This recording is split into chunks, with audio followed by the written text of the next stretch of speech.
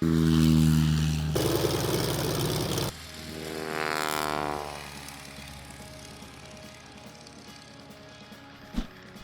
keeps flying safe, accessible, and fun by protecting your freedom to fly.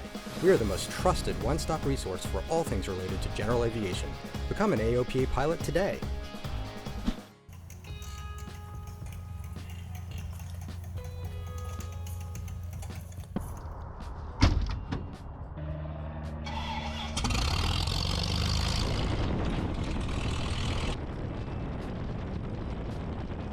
Tell the folks what our mission is. Our mission is to fly the victory lap from 100 years ago, the Schneider Trophy Race, raced by Jimmy Doolittle. It's a triangular course, and he did it 7 times, but I think we're only going to do it once. We might do it twice, but we're having fun doing it. Okay. So now, I know you read a story about this earlier. Do you remember what his race time was? Yeah, he went 232 miles an hour, and then I think the day after he broke the world record for, I think it was a straight level flight for 3,000 feet, and he went like 245 miles an hour. And where are we going? We're going to Essex Sky Park near Baltimore, and it's on the Chesapeake Bay, and we'll be flying over the Chesapeake as well. It's about a 2,100 foot long strip, 30 feet wide, a little bit narrow. We're in the Cessna 182. You ought to be able to handle that. And we're going to overfly that. Then we're going to do the triangle course, right? Yep. And we're going to try to reenact, like you said, Jimmy Doolittle's race. Although we do not have floats, and we are not going to go 232 miles an hour. Yeah. So right now, we are in 182. We're going 136 knots. And, I think it's a nice day. Like you said earlier, it's calm, real pretty weather. It's a little bit of a higher overcast. We're going to follow his footsteps, and then there's what's happening at Essex Sky Park. So they're having it's going to be taking place at the Wings and Wheels event, which the Essex Sky Park holds annually. There'll be airplanes and cars, and there'll be food vendors there, and hopefully a lot of aviators and enthusiasts. Okay, so we're looking for a nice fly-in, a normal fly-in with airplanes, but with automobiles, maybe some motorcycles.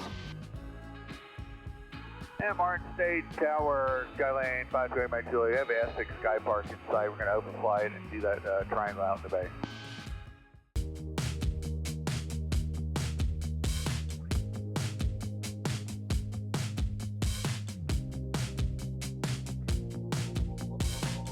Doolittle averaged about 232 miles an hour on his run, and we did it in about 14 and a half minutes, which comes out to 129 miles an hour.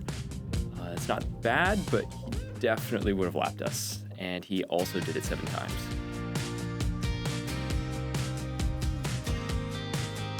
What's really cool about this is that 100 years later, we can still experience the same thrill that Doolittle must have felt. You get the sound of the engine, the view over the bay, and you also, of course, have the sense of freedom.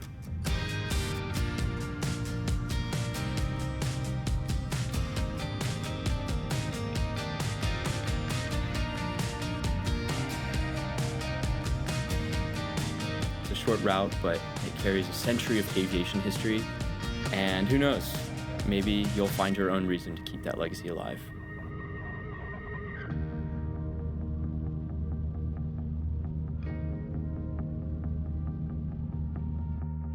Essex traffic, Skylane 528 Mike Julie, just crossing Crystal Pier, finished in the triangle.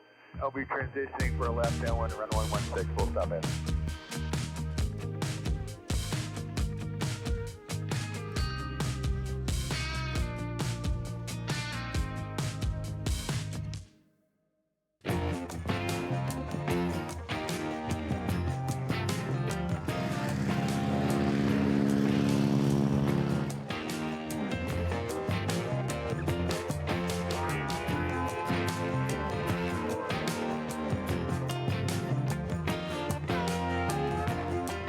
My name is Edwin Remsburg. I'm a general aviation pilot. I fly this old Stomp biplane, and my day job is as a photographer and videographer. Well, I wanted to do something to commemorate this event, this 1925 race. I was in London at the Science Museum in London, and they have a huge display on the Schneider Cup, and the Schneider Trophy is there. That's where it lives. And then, you know, I knew had happened here in Baltimore and so forth, and it's happened to coincide with the Wings and Wheels event This is an annual event here at Essex, so it was like the timing is perfect. Well, make a connection between this, you know, incredibly pivotal piece of aviation history that happens right down the road here. I mean, the race was just on the other side of those trees out in Chesapeake Bay, so.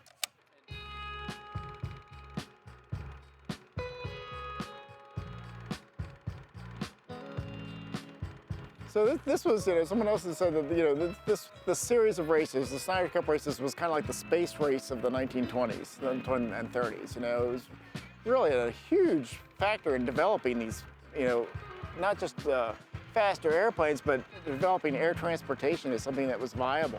And you know, that was really kind of the part of the point of it. It was not just about speed; it was also about reliability and endurance. They really wanted to develop something that can be translated into a working, you know, aviation as a working transportation system.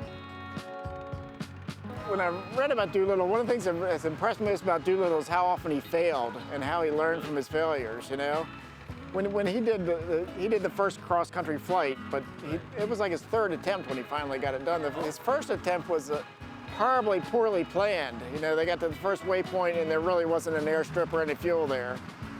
So I think that really informed, you know, when you look at the raid on Tokyo, it's very well planned, and you almost, you know, he almost had to fail first before he, you know, learned from those failures, and a lot of his successes, you know, came out of learning from failure, which I think is an incredibly valuable lesson. You know, as someone who's bent some airplanes in the past, I think, you know, that made me a better pilot. I hate to say it, but you know.